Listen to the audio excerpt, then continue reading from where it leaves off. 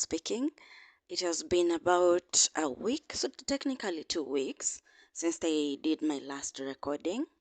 Kumekuwa busy. I've been busy. Alafu ni zile 2 times and you're always saying like this week I'm not going to be so busy, like I'm not going to go hard on myself, I'm going to rest. And then the universe is like, hiyo ni story yako. I've been busy running up and down, but it has also been an exciting 2 weeks. I've been able to meet with a lot of people, interact with a lot of people in the on the professional side, and imekuwa eye-opening in a lot of ways. It has been eye-opening. But today I wanted to talk about sabotage and how I realized I wasn't grown. Because, like I said in the beginning, the first episode, and the introductory episode was the point of this podcast is to discuss things that personally I didn't know were common knowledge to everyone. So me, I thought I'm grown, I'm an adult, I've figured everything out. But nakuja kupata kwa ground vitu ni different. Now, I wanted to talk about sabotage for a number of things. One is the breakup between Hali and DDG, and I'll go into depth why ili trigger a conversation. And the other one is workplace politics. Here and there, you start observing a few things zenye has it make sense. And for people who are my target for this podcast, who have never experienced these things, I hope through my narration today, you're going to learn how to be on the lookout for them. Wenye wanajua hizi story, you can give us your comments, you can give us your discussion. But for someone like me, I didn't know these things were common knowledge. I didn't know. So mi nakuja kurealize I'm not grown. I've not figured it out. I only thought being sabotaged normally inafaa happen from an enemy or someone who doesn't like you. But nimekuja kurealize that even the people that you can say they love you, the people who are your safety nets, au pia ndo the saboteurs. Like they're the ones who can actually do more harm than even the enemies, because normally when you're around your enemies, your guards are always up, like you're always on the lookout for something negative. But with your friends, with your family, with the people that you love, you don't realize just how it is. So let's see the definition of sabotage. Of course tunatumia msema kweli, Google mwenyewe. Deliberately destroy, damage, or obstruct something, especially for political or military advantage. So hiyo ni setup ile ya country wise, political field, vitu kama hizo. But in urban slang inasema, Urban Dictionary, sabotage is the deliberate action aimed at weakening an enemy through subversion, obstruction, disruption, and or destruction. So like it's the deliberate action targeted towards an enemy. So all along in my life, I always thought sabotage will come from enemies, like people that you already know. Like let's say for example, when I was growing up in the orphanage, kuna watu who used to go out of their way, kids to out of their way to tell stories that weren't actually true, ama kukuwekelea things that you didn't even do to begin with, so that they can inaitagwa carry favors with the people that were managing the home, and they used to get rewarded. Like they used to be given things that sisi watoto wabaya we weren't given, and it's because mtu ameenda akakuharibia jina.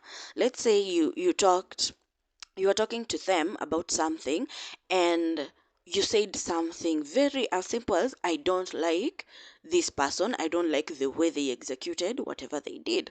But yeye ataenda kupeleka huko ikiwa such a negative thing, and you were just expressing your opinion like whatever happened in this case hainimeki any sense. So it's not ile ill-willed, like I hate this person, I wish they would die, I wish their family whatever.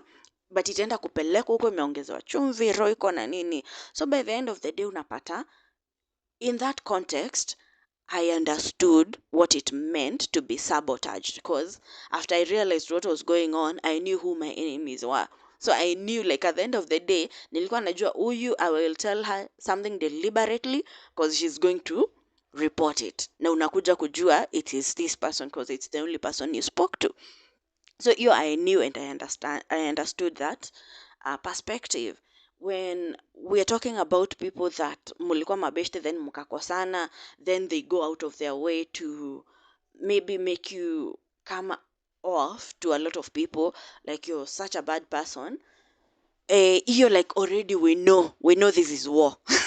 This is war. And for such people, for me it was sort of okay. Like, you go do whatever you're going to do, I'm going to do whatever I'm going to do, so that at the end of the day we get revenge. And the reason I'm saying for such people it was okay, because after you've gone over the anger, especially if you knew your limits and you didn't go under the belt, it's easy to reconnect with this person and be like, hey, by the way, ujinga tulifanya, it wasn't necessary. Like, we didn't have to do all that.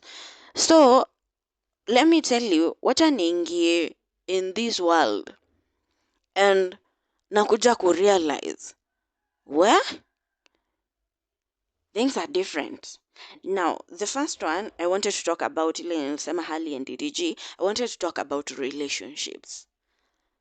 Something that is hitting home late, like inanigonga late into my adulthood, is that someone can go out of their way to woo you, to have you as a partner, so that they can ruin your life. I didn't know. I thought maybe mmeingia into a relationship with someone and it didn't work out, and that's it. Like, that is fine, because I don't think I can waste my time trying to woo someone so that nimuingize box so that I can ruin his or her life. Like, hiyo kitu hainikliki, because I don't have that time. Like, who has hiyo time? Inatoka wapi? The things that I think I need to do by the end of my life, I'm not even a quarter.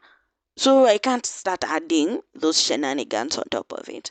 But hiyo ndio kitu nimekuja kurealize. And during my realization, I'm talking to my friends like, any people can do this. And everyone is like, yeah, everyone knows that is common knowledge. Like, si kila mtu mwenye anakupenda. Kuna watu wanataka tu kukeep hapo with them so that nothing good can happen in your life. So why am I using Hali and DDG? In the beginning of their relationship, people were continuously telling Hali that the DDG was below her league. Like, he was hawakuwa on the same level. And somehow I was feeling like, isn't that a negative thing per se? Like, I know about levels na nini, I'm not that naive, but at the same time I thought it was some sort of negative, because even in my case, in as much as tunasema you want this and that in the spouse you're supposed to be with, you personally, you know what type of spouse you want, ama what type of partner you want. So me, all along, watu wakiongelelea hizi vitu, I was like, yes, I can see what you're trying to say here. But at the same time, if Hali is choosing this person, then this is their business. Like, ini ngori yake.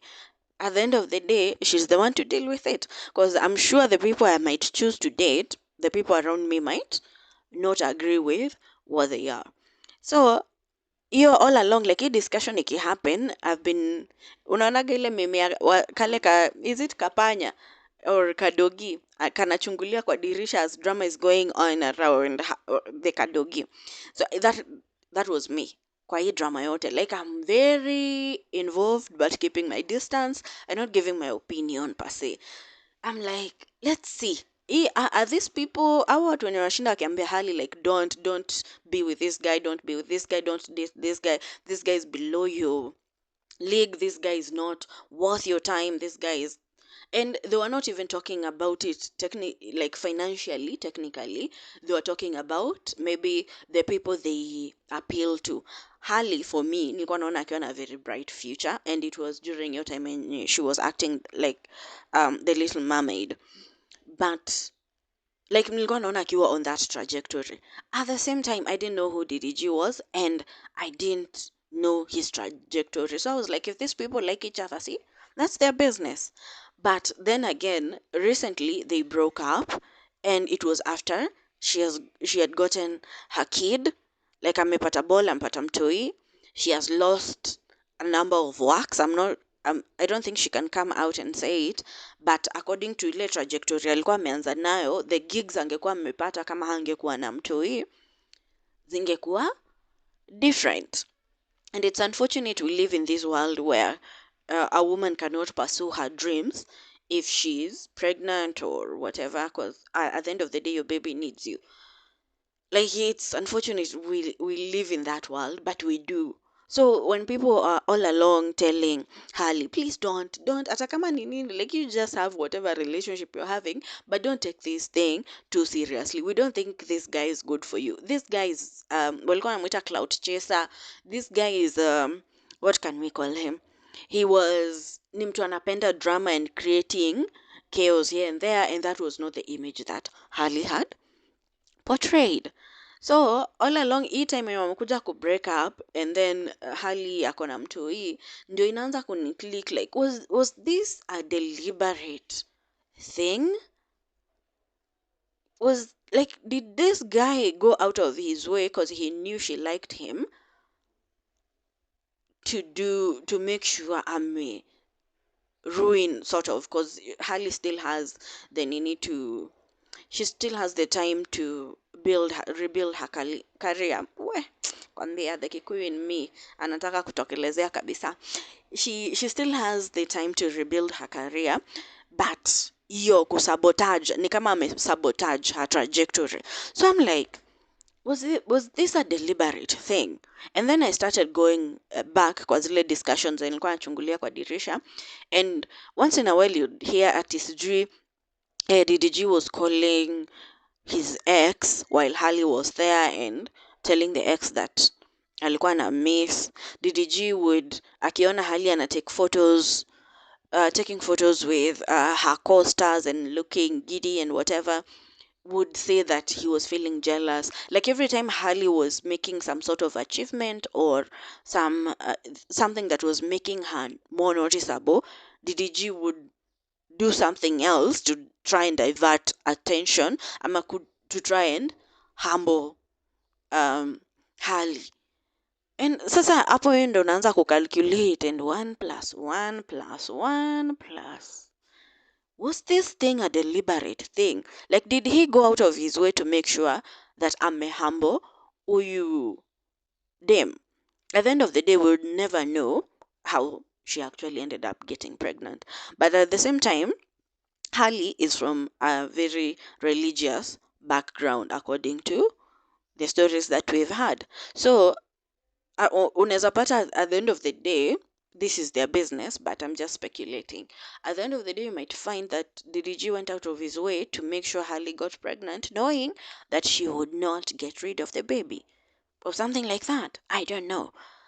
But imenifungua macho to a whole new world where I'm starting to look at people with side eyes, like, are you sure you want to date me? Ama, are you sure you just want to sabotage me?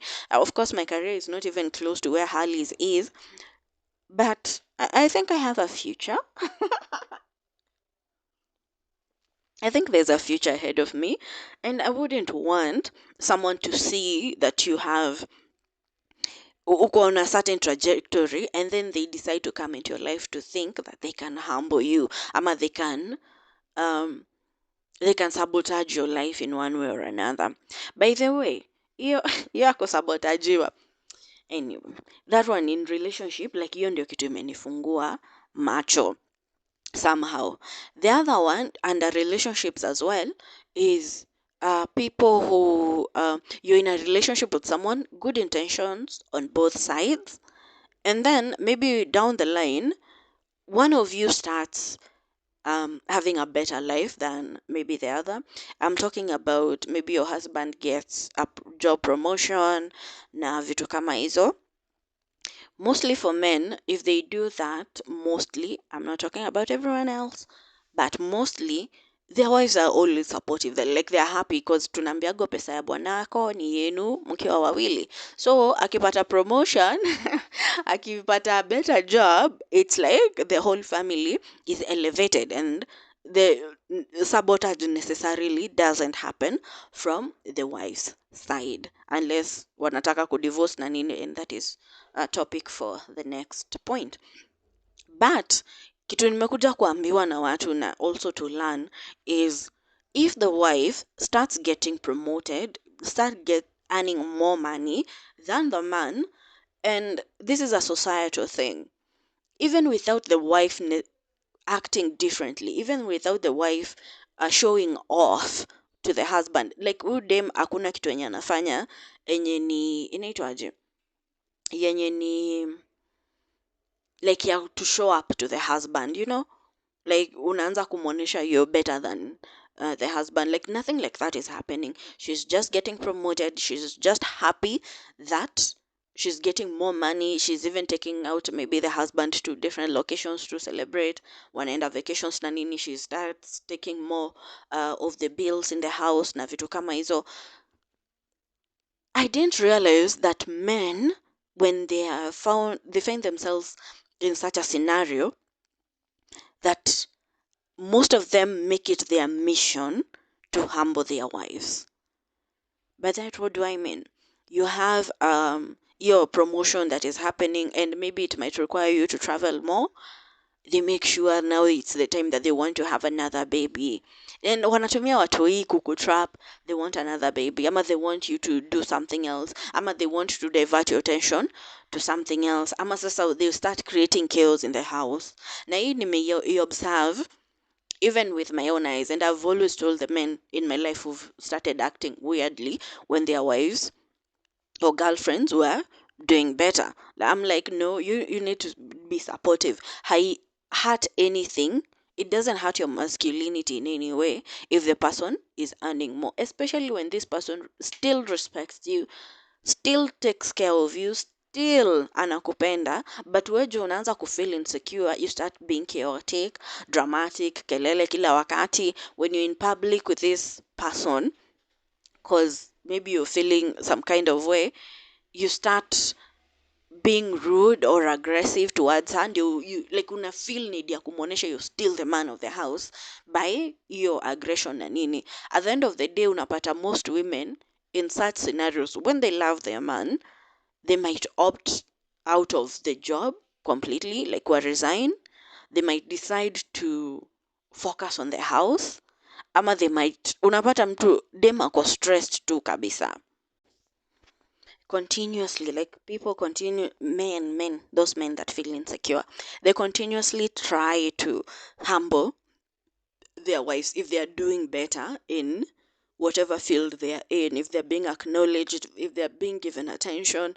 When you wanna feel insecure about themselves, they will take, like hiyo kitu inawawasha to the point where they start sabotaging you. Alafu hizi sabotage za the people that know you, the people that are around you, they are so quiet and so silent. By the time you realize what is happening, uko na ulcers zimefika kwa mgongo, because you never know. You're the one who ends up feeling like, when do you go crazy? Because I'm sure when people were telling Harley, don't do this, don't date this guy, don't have a baby with this guy, don't give your life to this guy, I'm sure she wasn't, her eyes were so filled with love, they couldn't see what other people were seeing, including myself. I couldn't see it because I was like, if this is what you want, if this is your caliber, you weshikilia nini uendelee.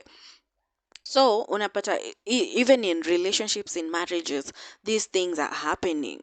And for me, like I keep saying, I didn't realize, because I thought if I'm getting acknowledged, mimi ni ule mse wa mdomo kubwa, if I'm getting a reward, if I'm getting a gift for something, I will come home to the person that I feel safe around, and niende kama nimwambie, by the way, I got this, that, and that, and the next. And people out here, especially women, are telling me, if you're in a marriage and you start feeling like you're achieving more, you're being acknowledged more, feature. And I'm like, okay, isn't okay. See, this is my other half. Si anafaa kujua. No, they're saying no. Hide. Don't let your man know how much you're making, especially if it's more than he's making. So you don't let your man know that you've gotten promoted at work. Don't let, cause hizi vitu they start huko ndani ndani. And I'm like, okay, I still have a long way to go in terms of growth. Bado sijamea, bado I'm learning. Well, these things, man. Anyway, okay, sips coffee.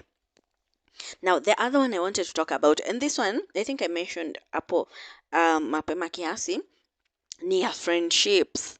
Your closest friends can also be the people that are sabotaging you. Like I said, mi nimekuwa na rose-colored glasses for quite some time, but nilirealize relationships nimekuja kurealize towards at the end of my 20s, but friendship I learned in my early 20s. And it's so funny because I didn't see it when it was happening for me. I didn't see it when it was happening. That you'd want to date a certain person, and someone would go out of their way to make you come off as an unworthy person for that person that you're eyeing. Like just say madam we talk, like you're always telling your friend, hey, by the way, I saw so and so. He's quite hot, he's quite this, he's quite that. And maybe this guy, even the guy that you're saying is hot, goes behind your back to your friend. And you're like, okay. Then this friend, instead that akuambie that this guy is approaching me, ama a step back, ama achane na hiyo story, they will go out with this guy and make sure this guy knows that you are a horrible person. Like you're not worth being in a relationship with. Let me give a very slight example that I didn't realize. When I think I was in Form 4. No, Form 2. Nikiwa Form 2, hiyo ndio time tulikuwa tumefunzwa about principles, women with purpose. You unaangalia to your goal. You don't want any distractions. You don't want anything to divert your attention from your goals. So, mi nikaenda home. He was quite a hot guy, but by then he was in university. So akakuja and he's like, hey, sasa nimekuona and whatever, hizo vitu zote, and I think you're quite attractive. Can you be my girlfriend? And I'm like, I'm a woman of purpose. Akizi ndio vitu nilikuwa namwambia. I'm a woman of purpose and I have principles and I have my targets. I cannot date someone right now. I'm still in school. And then later on, I went and I told my friend, hi, so and so was catering me. And nilim turn down, but I still feel bad because he's quite a beautiful man. Alafu tukiwa high school, like all people could talk about were the people they were dating, the people they were hanging out with, the people they were going out with. So I wanted such stories, but at the same time, given my background, I was like, no, I can't risk it. I can't risk having a baby and ending up in this same village that I'm trying to escape. So I was like, no. Tell me why. A few days later, my friend is so drunk. We had gone out and Nini. She's so drunk, like she's completely almost blackout drunk, throwing up everywhere. And the person she is saying she wants to see and she wants to be taken to is the person that was chinjiaring me. So I'm like, eh? Very interesting. Because last I checked, he was chinjiaring me. How did you guys even end up together? And then to make matters worse, this guy changed his attitude towards me. Even after I told him no, we were still talking, we were still saying hi to each other, but like a period in between, he changed his attitude towards me. Na si watu wenye tumelelewa vile tumelelewa, we are very keen on picking up hizo social cues. Like if someone mood imeshift, tone yake imeshift, like the slightest thing can happen and we notice because you're always on survival mode. So I'm like, okay, 1 + 1 is no longer 2. This math ain't mathing. Anyway, later on, nikakuja kujua they were actually in a relationship and they were hanging out and they were doing whatever they were doing. And I was like, okay, of course I was hurt. And even in that moment, I was like, okay, if this is what he wants, if this is what she wants, well and good. Wacha tuendelee na life yetu vile iko. But hiyo kitu, I think subconsciously iliniweza, cause I don't think after that we ever had any relationship ama we had a relationship that was similar to what we had with my friend before this sabotage it happened. Let me call it a sabotage. Before it happened, like we never went back to what we used to have between us. And I didn't notice until she pointed it out, like, hey, una act different when ulienda so and you started ukaanza kuringa. So I'm like, kwani nimechange? Cause I didn't realize. And I was venting the same to someone, and I was like, no, I don't know. But if I think about it, where things changed is when I learned she was dating the person that had gingered me, and I went to her and I talked to her about it. And even she didn't tell me that this guy even gingered her. She didn't even tell me they were in a relationship like later on.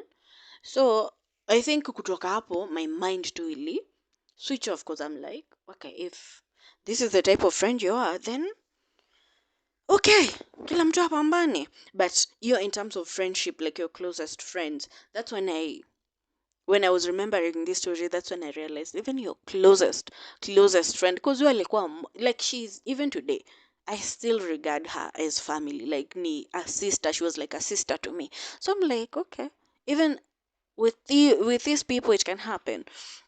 Then the other nini in terms of friendship, and I think I mentioned it kwa a certain TikTok, kuna dem alikuwa amepost how she goes out with her friend, like vile tu tunakuwaga, I have a friend, the friend has a friend, and the friend's friend is not my friend. So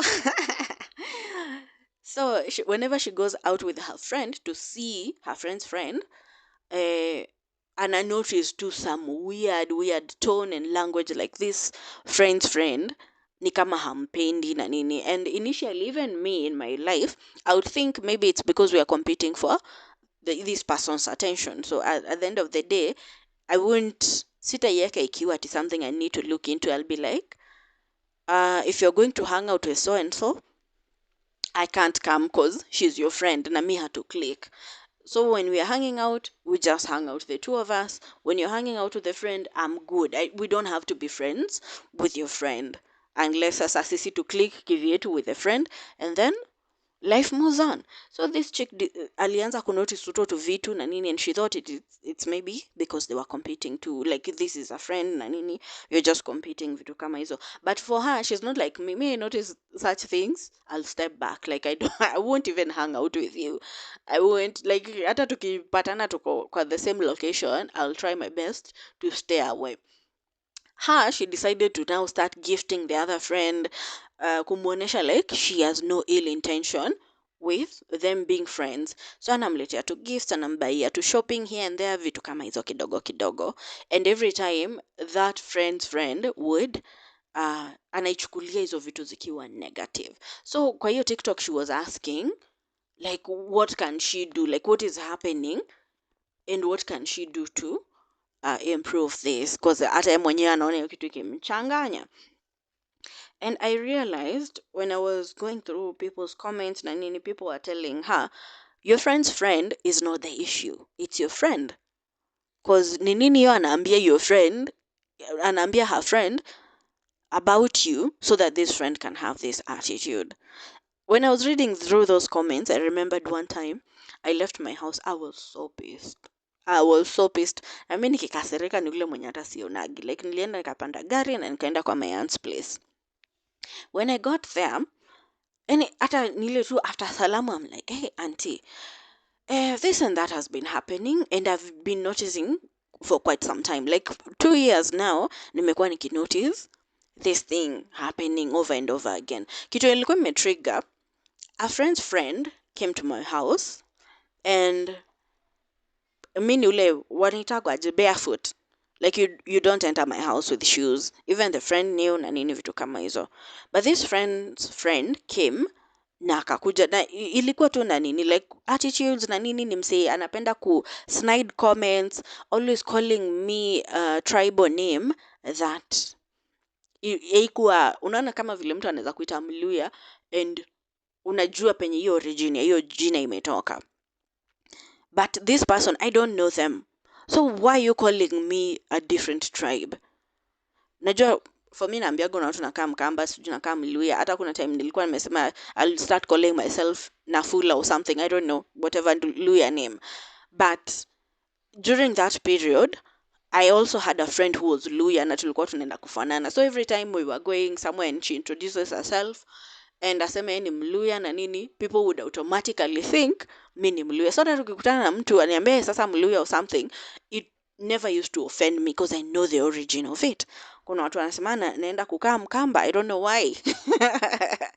But most of them ni wenye tu tunakutana kwa streets and nini, hey so and so, mbona unajiita jina ya Kikuyu, is your dad Kikuyu, is your mom Mkamba or something. So mse kama huyo kwa hiyo interaction, later on if we meet and this person is like sasa Mkamba, I won't get offended because I know the origin of it. This guy, I didn't know him, like sikuwa namjua na ni mtu amekuwa akinionyesha attitude for quite some time. We don't have any relationship. I only know you because you're friends with my friend. So amekuwa akinionyesha tu attitude all along. And then he started calling me that name. And then let me give you the context of it. Ama niacha kupeana context because mwenye anasikiza hata mwenye anajua story atajua ni nani. Anyway, so he started calling me those weird names. So on this day, when he came to my house and he just walked in with his viatus na ni chafu, na aki nyumba ukiona vile iliachwa kama inakaa.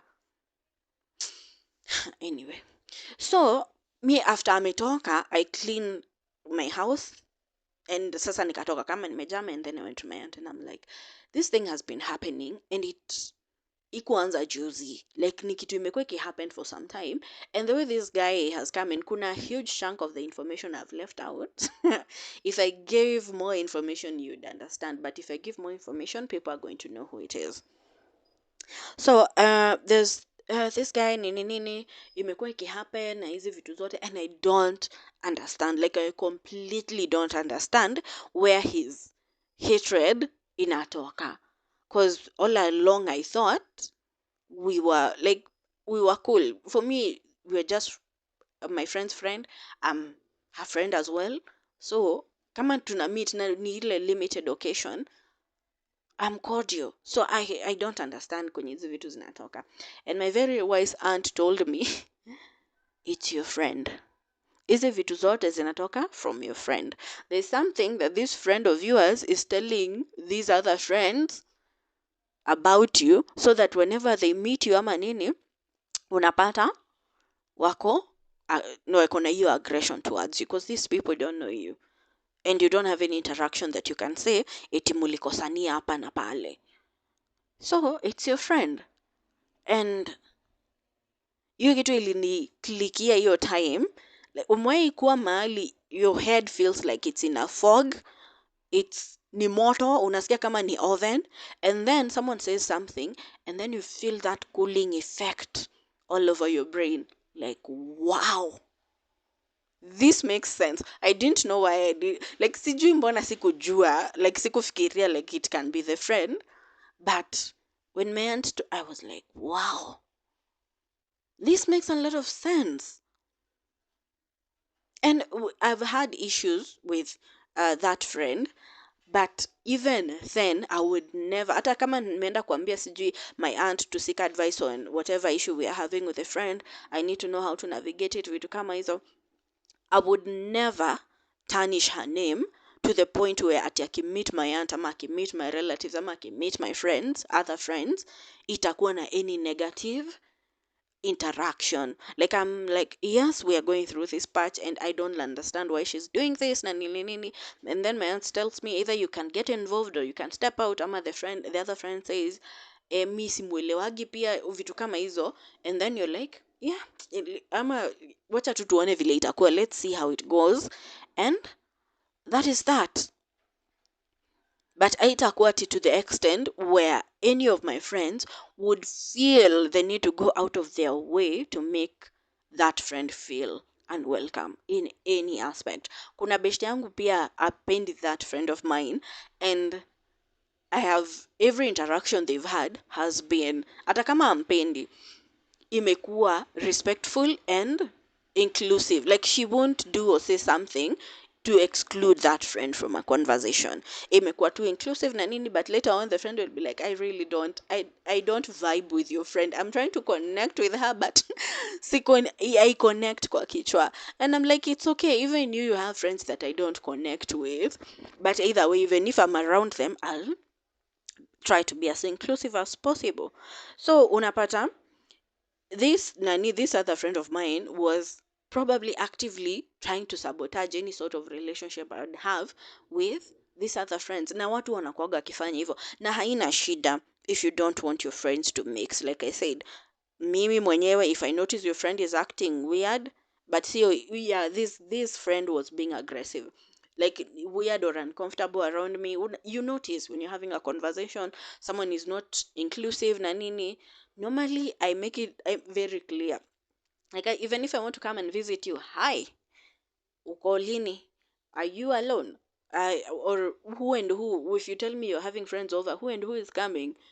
And the friends that know me will be like, yeah, so and so is coming. I know mwenye unataka asikue na hayuko. Like, you can come, these other people you've clicked with. And like, you can make those boundaries, because you don't need to force adults into a friendship that they don't want. And for me, I try to make it very clear. If I'm having this friend who doesn't like the other friend over, I won't try and force the other friend to show up to be around us, because eventually anaweza end up feeling hurt with maybe being left out of a conversation or something like that. So you can establish these boundaries. You don't need to go and make someone look awful to other people, ama ikae ni kama sijui anakubeba vibaya to other people, and ujaweka hiyo boundary. Because with this friend of mine, I wished so much she would step in and tell this guy to stop doing what he was doing. I wish ange step up, ama hata aniambie, hey, by the way, this guy so and so, he doesn't like you because of this, that, and the next. Because maybe hata all along I've been carrying this anger, but maybe she's not even involved in any way. Maybe she's not even involved in any way, but I don't even want to ask, because sasa hiyo ni kitu ili happen kitambo, and all along I've been like, wacha tu to have a limited conversation, because if you're making your friends hate me to that extent, are we really friends? But anyway, maybe one day, one time, we're going to have that conversation, and maybe she can clear up some of the things.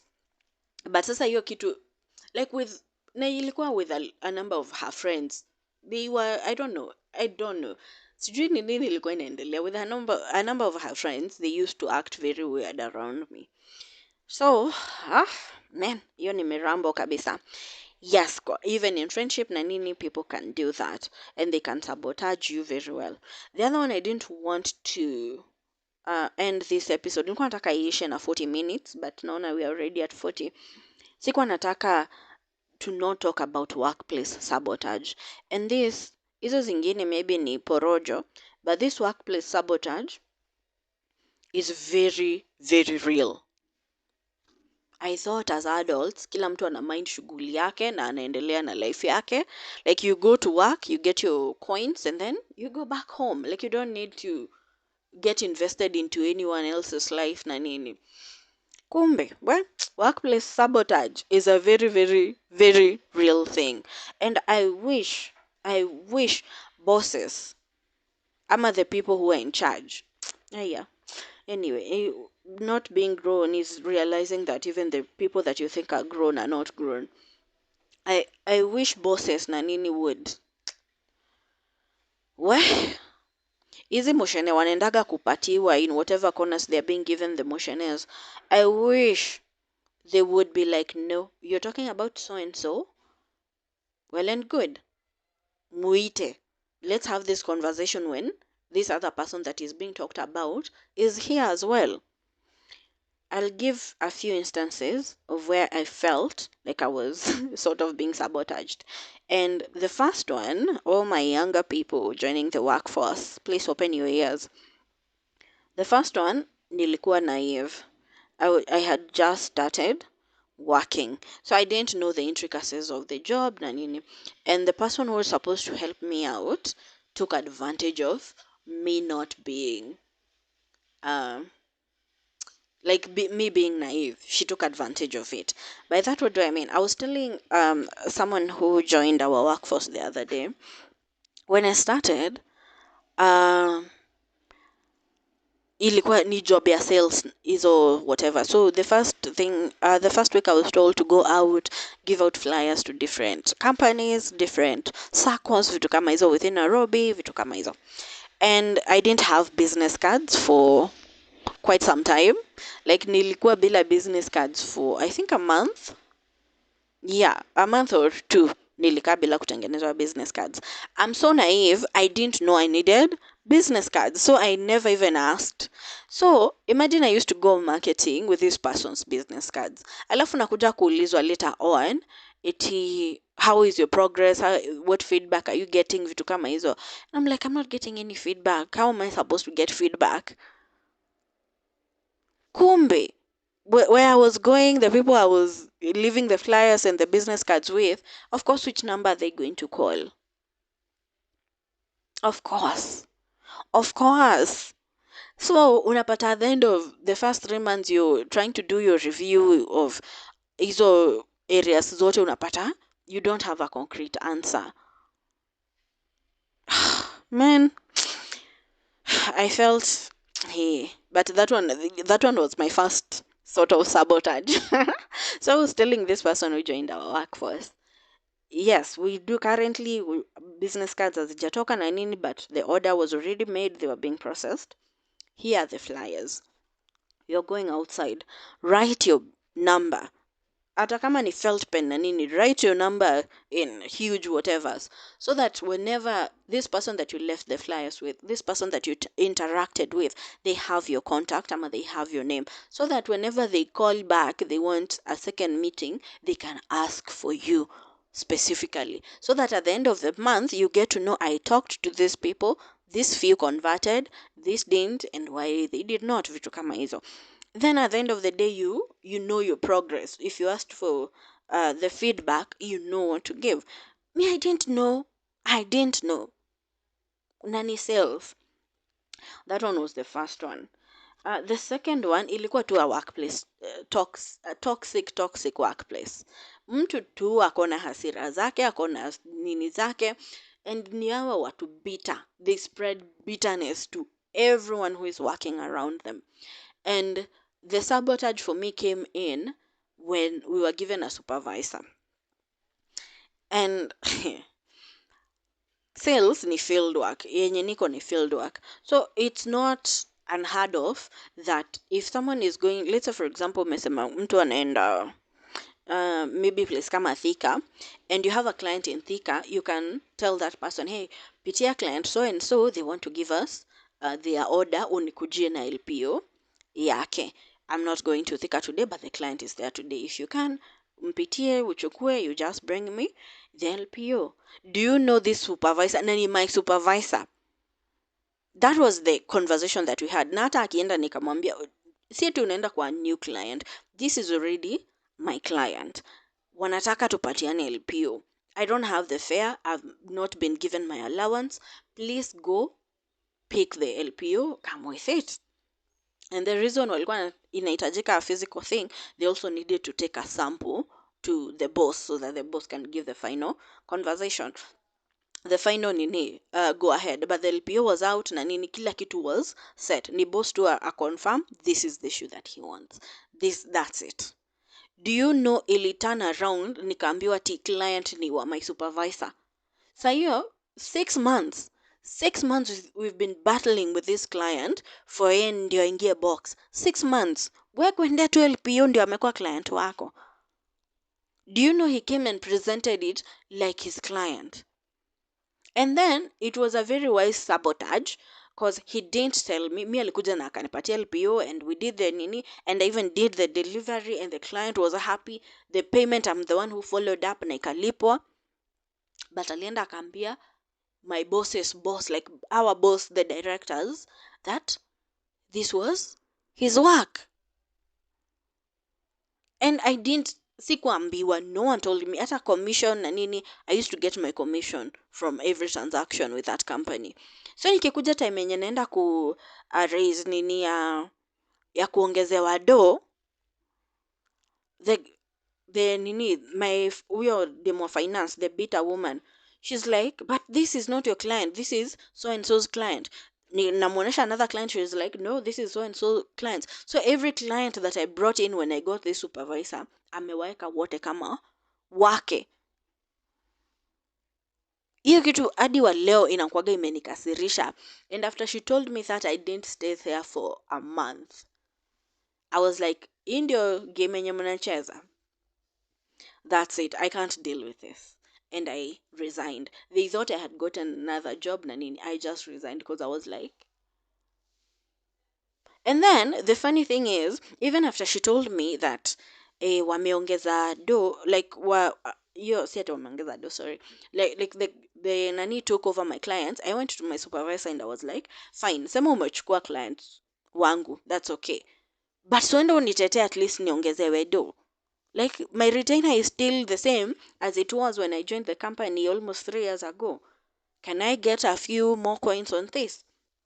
And he's like, yes, I'll go sijui and work for I'll go and talk to so and so. And a week later amuuliza, have you talked to the guy? Ati alisema ati hapana, lazima aoneshwe the clients that you've brought in. Come, you've already taken my clients, can't you go now? Hawa wase walikuwa wanaongezewa do. At the end of the day walikuwa wanaongezewa do. Kama huyo demo finance, I knew her salary had doubled, na tuliingia na yeye, but her salary had doubled.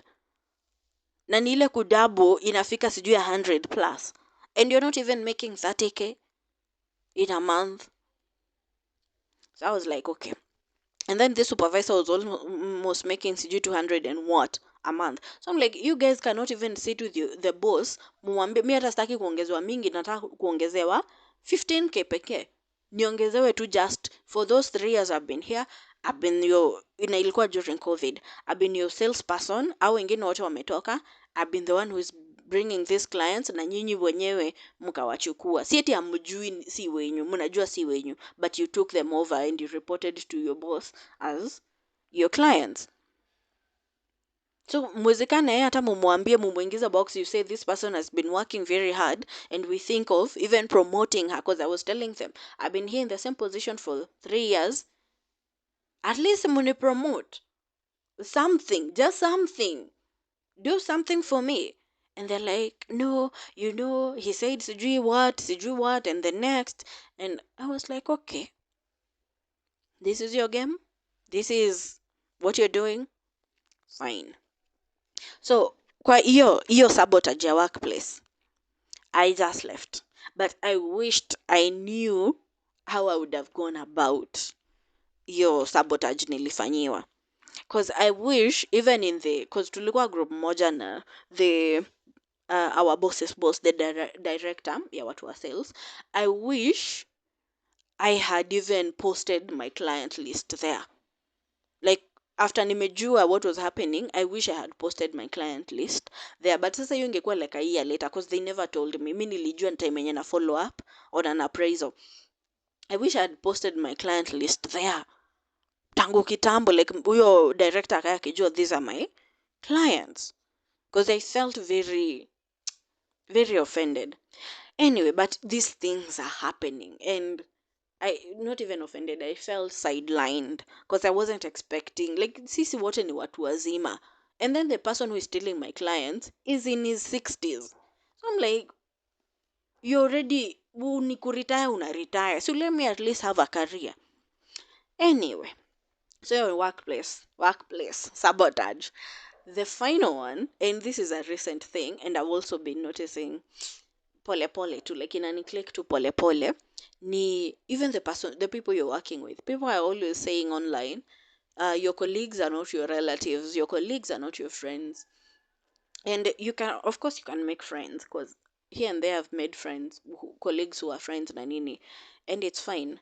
But kuna hii breed ya watu yenye I don't know what they've gone through, because I also noticed it with my first boss, and they think everyone everywhere is out to get them. So what they do in return is try as much as they can to sabotage you. Mi nimeishi kuwa na kimbelembele, mi nimeishi kuwa mse outspoken. I'm the person who is always eager to help out before you even ask for help. If I see something that could benefit you, I'm the first person to share it with you. The first person to tell you, don't use this route, in your shortcut. Don't do this, do the other one. But unapata kuna hii breed ya watu yenye you try, especially if you're managing them, you try and tell them, let's do these things this way.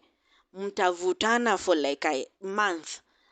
And it's something very simple. And you're like, fine, you do the thing the way you want it to do. And then a few days later, you're like, did you manage to do that thing? Apana, I was sijui doing what? Sijui I was doing the other thing, and I wasn't able to do A, B, C, D. I wanted you to help. And I'm like, see, a month ago, I told you to do this thing this way. And we went through all that. And then you decided you knew better. You went to do things the way you wanted to do them. Now, you're saying you wanted my help, but not until I was following up with you did you raise the issue of wanting help. Hii math ina math wapi? And then, so like I noticed, nilianza kunotice tu pole pole, but I'm like, I'm learning this person, so I won't give it much thought. 3 months later, same things gonna happen here and there, same things. And then, I napenda life easy. I love an easy life. So when I notice you're doing hizo vitu, I'll just step back. But I was talking to a friend of mine who has been in management for almost now 10 years. And I was like, hey, this and that is happening. A book give me insight how you deal with such things. Because me, honestly, I'm done. I don't think I can engage with this person in this line. And she was like, welcome to management. Every time you're managing people, kuna mtu mwenye atafikiria either they know better than you, which is okay. For me, I think it's okay because I'm also the person who thinks I know better than my bosses. But what I do is I table my idea with them. If I make a decision or something, I tell them, I was thinking this, that, and the next. What are your thoughts? And my boss might even tell me, well, this might sound like a good idea, it is not going to work out because of A, B, C, D. Because they are gonna more experience than me. Like I make sure I table them. Hata kama hiyo siku aski kuongea, hiyo siku even if it's whatever time and this idea needs to be executed very fast, I'll call and say, I was thinking that, and the next. Can we do this? And my boss, even I think to some extent, alinambia, can we talk tomorrow? Can we talk tomorrow during the day? I was like, okay, sawa, no problem. But I make sure I table the idea with them. And see, angali ati, they're out to get me. Why would they even care? Because even in my position, if I had people that I'm managing, why would I even care I'm out to get them? Hiyo kitu haini click, because I'm thinking if they even shine, wanaonekana there's something they're doing, I'm shining with them because I'm supposed to be their leader. If watu wana execute kazi vizuri, if things are running smoothly, see, that's the point. Why would I be out to get you? But I also understand, like I said in the beginning, I had bosses here and there when they try as much as they can to claim credit on the things that you're doing. And I don't, Nini, personally, I don't have that time. Vitu zenye nataka in this life, by now, hey, I should be in the White House in the US. Mi tutakimbizania na wewe hapo, iti a certain position. My mind iko, I should be an ambassador or a diplomat in something. I don't have time to sabotage the people that I'm managing. I want them to outshine. I keep telling one of the ladies that we work with, I want you to dress in a way that you step somewhere, you become almost the authority of that place. So that when you say you work for so and so, even our they're like, wow, this is good. That is what I want for my people. If you have an idea, if you need it executed, niambie, this is what you want, this is what you want done. And I'll be like, in case I can support you here and there and this. But this is your project. Do it. What is the big deal?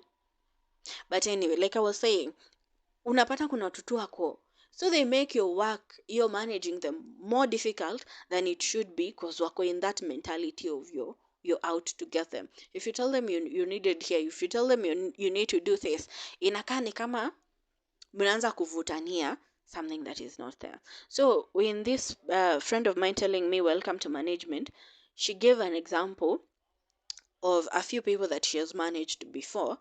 And during our discussion, she told me that some people, when they think they are better than you, or they know better than you, they try to make your work so difficult so that you can step back or step in.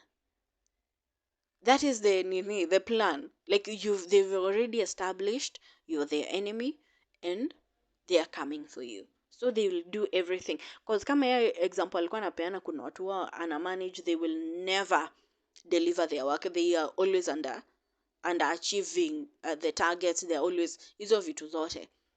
So that every time you report, when you're doing your reports na nini analysis of the people that you're managing, your bosses are like, and why is there a gap here? Why is this not working? Why is this? Because wewe ndio unaenda kuwa the bad guy, and that is their point.